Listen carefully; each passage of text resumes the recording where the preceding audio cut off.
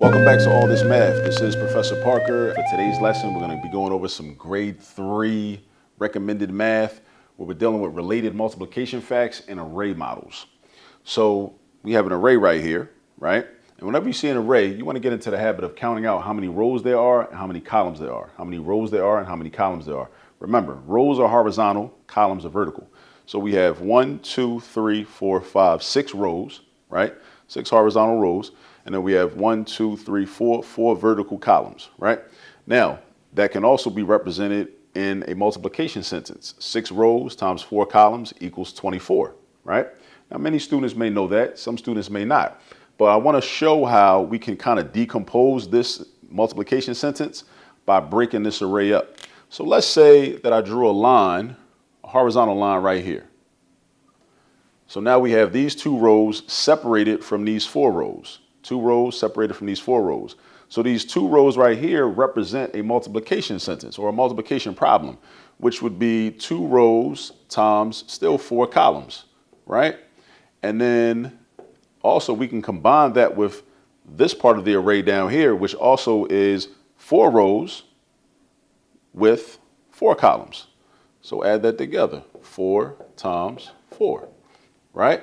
So notice how 2 times 4, because you may have students, or you may have, if you're a parent watching this, you may have children that may not know all of their multiplication facts yet, but they should still be able to figure out what the multiplication fact is. So if they don't know that 6 times 4 equals 24 from memory as of yet, they can break 6 times 4 down into 2 times 4 plus 4 times 4, because 2 plus 4 is equal to 6, which will be the total number of rows. This is just an option, just another way to do it in case they don't have their multiplication facts memorized, which I highly recommend. That should be the goal, at least, ultimately. So 2 times 4 is going to be 8, and 4 times 4 is going to be 16. So now we're back to doing addition, and 8 plus 16 is 24. So this is also is like an introduction to the distributive property, because if you're doing 2 times 4 plus 4 times 4, notice that each of these numbers are being multiplied by 4.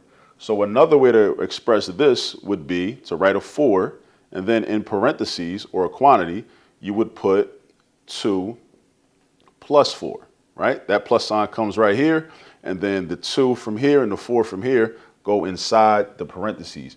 So also notice how this is also, because 2 plus 4 is 6, and 4 times 6 is 24.